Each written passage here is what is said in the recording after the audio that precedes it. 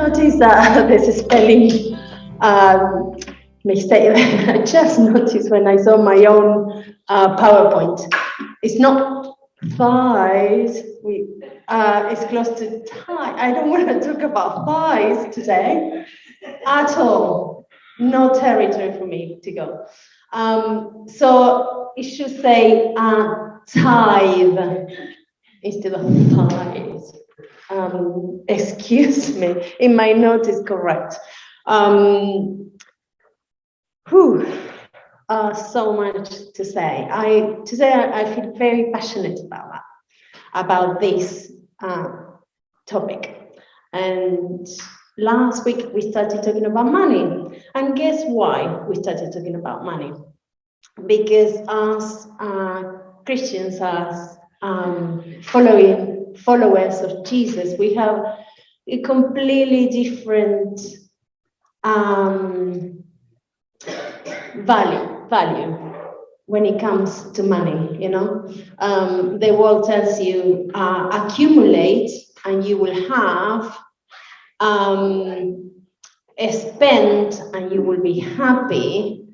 We live a different set of rules, but rules is not the right word, and that's what I want to bring today.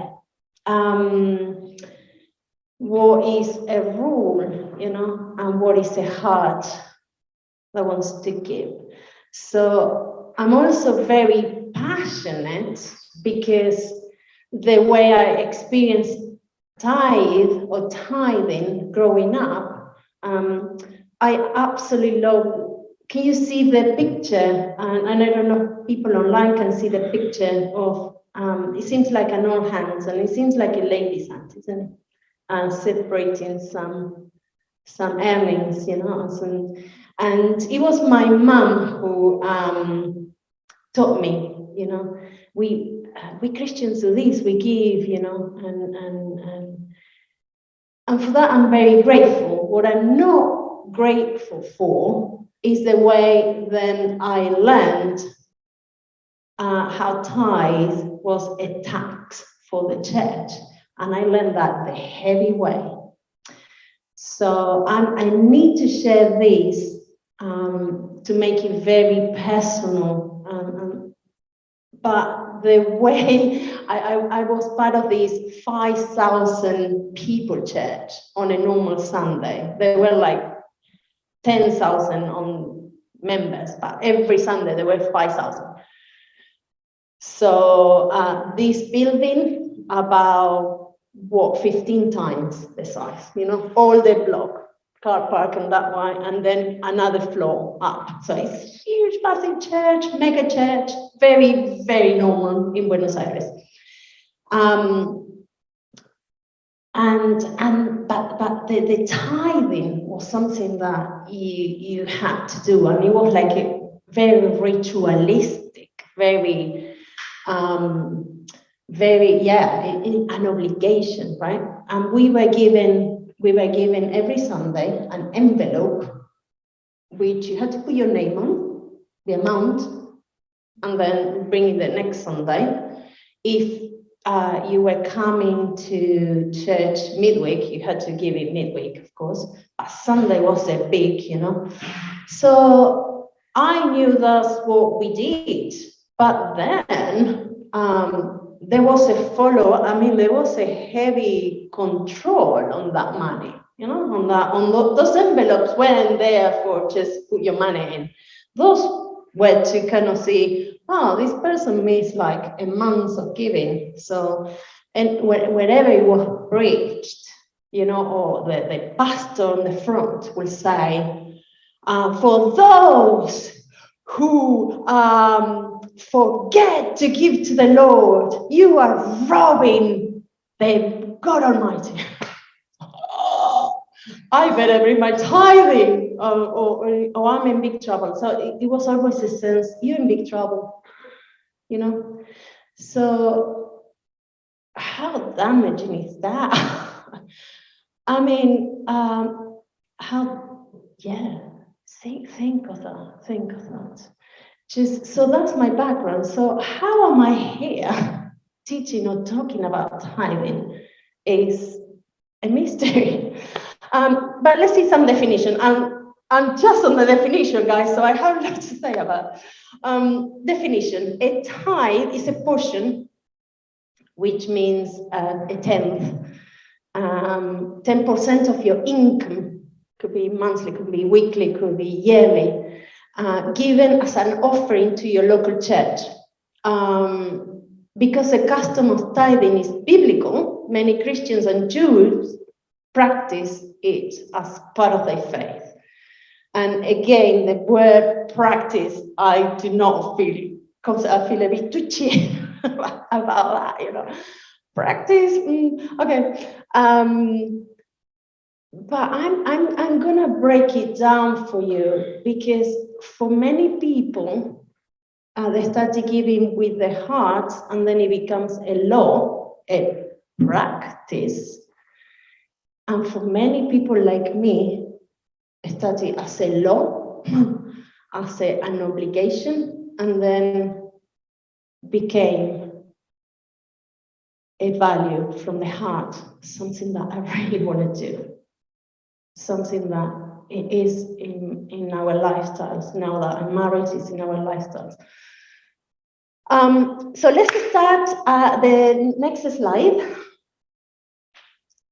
That was my experience, but I'm super aware of the time, and I need you to turn into your tables. You might not have an idea what tithing is, fine, but what you understand, and it's 3 questions. Is tithing an Old Testament practice? Was tithing an obligation, the law? And the 3rd one, is it mentioned in the New Testament? So quickly, 5 minutes. No, I think less, sorry, but quickly, some ideas that you have. Anything.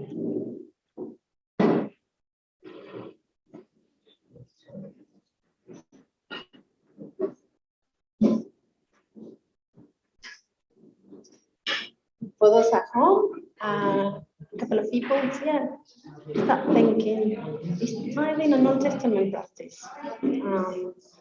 Is it irrelevant today? Is it, you know, was an obligation, the law?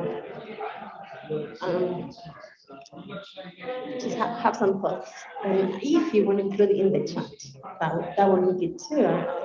If you don't mind me reading that. The next slide. By the way, I'm gonna kind of cover 2 of questions today. Is tithing an Old Testament practice, and was tithing an obligation, the law? And I asked Tony if in the future I can talk about the New Testament tithing. So the first tithe ever. Before that, I need to ask you, when you think of the law, when you know the tablet, what character comes to mind? Moses. He started kind of, he was kind of the bearer of the law, right? Well, this is ages before Moses, so nothing to do with the law, nothing to do with the law. This is the first person who ever tithed, and he was one of the first person on earth. So this person, I'm gonna read it from here. It says, he met a very special Melchizedek, is also mentioned in the New Testament. So I'm gonna read it out loud. Then Melchizedek, king of Salem, brought out bread and wine. Looks like communion. He was priest. He was a king and a priest. Who else is called a king and a priest? Jesus. Just start thinking about that. He was priest of God Most High, and he blessed Abram at that time. It wasn't, another mistake. It wasn't Abraham, it was Abram when he was called a different name, saying, blessed be Abram by God Most High, creator of heaven and earth, and praise be to God Most High, who delivered your enemies into your hand. Then Abram gave him a tenth of everything. He had 10 cows, gave 1. He got goats, gave 1. He had, produce, properties. He had so much land, Abram, by the way. So the whole thing started from a grateful heart. I'd like you to start bearing that in mind. There's no mention of the law here, no mention of tax. It has to be said. This was a man who was blessed and gave. And that, no one taught him that. Then he has a son called Isaac.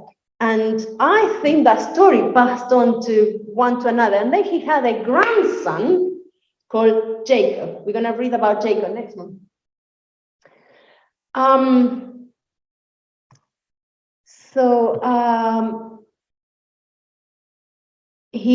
I'm not going to go to the story, but I'm going to read this. Then Jacob made a vow. Who did the vow?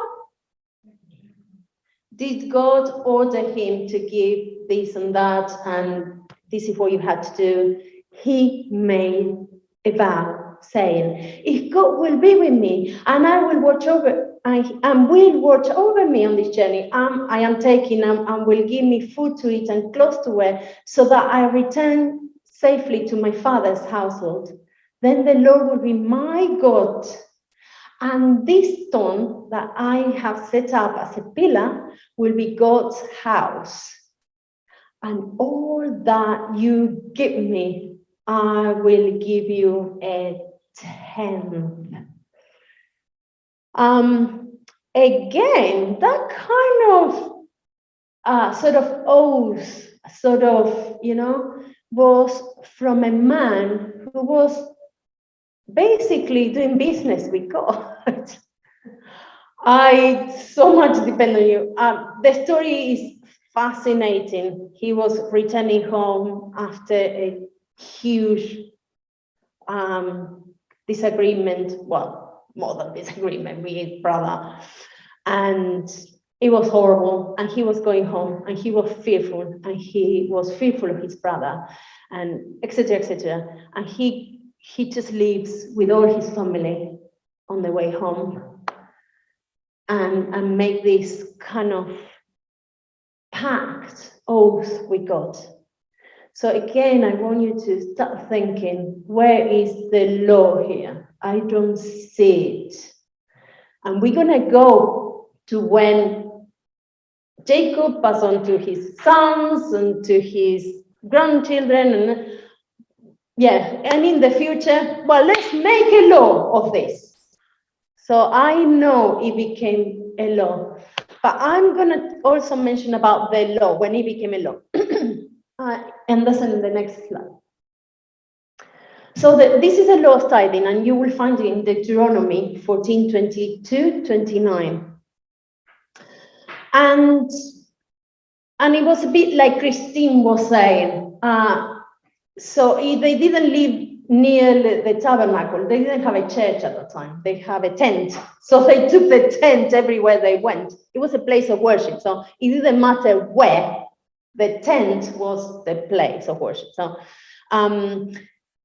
be sure to set aside the tenth of all your field's produce each year. Eat the tithe of your grain, new wine, and oil, olive oil, and the firstborn of your herds and flock in the presence of the Lord your God, at the place he will choose as a dwelling for his name. Remember, it was a tent. So today we're going to camp in Cambridge, then we take over and we go to Norfolk, and then, that place, so that you may learn to revere the Lord your God always.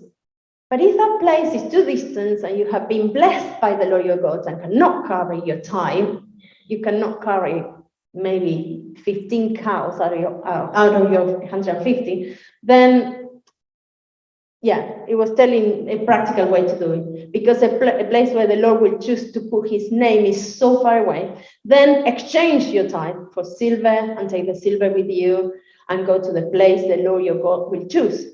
Use the silver to buy whatever you like, cattle, sheep, wine, or other fermented drink, or anything you wish. Then you and your household shall eat there in the presence of the Lord your God and rejoice. And do not neglect the Levites living in your towns, for they have no allotment of inheritance of their own. At the end of every 3 years, bring all the tithes of all that year's produce and store it in your towns, so that the Levites who have no allotment or inheritance of their own, or the foreigners, the fatherless, and the widows who live in your towns may come and eat and be satisfied. And so that the Lord your God may bless you in all the work of your hands. Now, that is the verse, and I'm going to summarize it in the next slide. So that was the 5 categories. So what was the tithe for? Bring the tithe to a place as a dwelling for his name. Today that's called the church, or other groups, I don't know. Let's call it church. The Levites are people who serve God full time. The foreigners among you who are destitute, the fatherless, orphans, and the widows. Now, does this list make sense to you? I believe everyone here would like and would have a heart to give, to those in need. Now we call it those in need. So, so for instance, at the moment, I don't think I need to ask Felix. I can't remember. I don't think we give to any organization or anyone working with orphans. Do we, darling? No, not that I can think at the top of my head. But what I do, or what we do, is to give it to church, and the church will know what to do with, the people in need in the area. I personally don't give to all of those categories. My trust is that as I give a portion of our income to the church, they will cover different things. In that time also, orphans were absolutely the destitute, and widows were absolutely worthless. Without a husband, you didn't, not only an income, you didn't have a name, you didn't have a penny to your name. And so that's why all the Lord was saying is, by any means, you are responsible to take care of my, the most destitute. So today we call it the more disadvantaged, the poor, the afflicted in our area.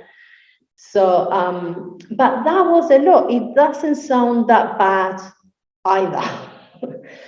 But I'm going to leave it there. And today, my desire was, yes, I know when we talk about money, we all have a choice. We all have, what can I do? How? Who to? Can we trust where we give our money? That will always be an issue, always. But I wanted to tell you that from my experience, what was an obligation was a heavy taxing over my family and over all those 5,000 people. Became something that I wanted to do because it's a value. And as a follower of Jesus, I want to honor him, and I want to make sure that my giving goes to the right place. And if it doesn't, I tell you what, it's not my responsibility, because I give and I give to God. Obviously it's got a name, it's got you need to to send to different bank accounts. I'm not responsible, and I cannot possibly be responsible for how it's used. And I'm interested, but I'm responsible for my giving, and that's enough for me. So is that a good start for tithing? I'm going to leave it there. And I really, really like you, if you have issues with that, I like you to talk to someone. If you think, well, actually, there was an Old Testament practice. The thing is the freedom now. So I like you to talk to someone, and I put my hands up. I'm super happy to talk. Tony, I don't know anyone else who volunteers to be there listening to questions or things. Yeah. I'm happy to be asked questions. I'm happy to be asked questions, but I know I can guarantee I can answer.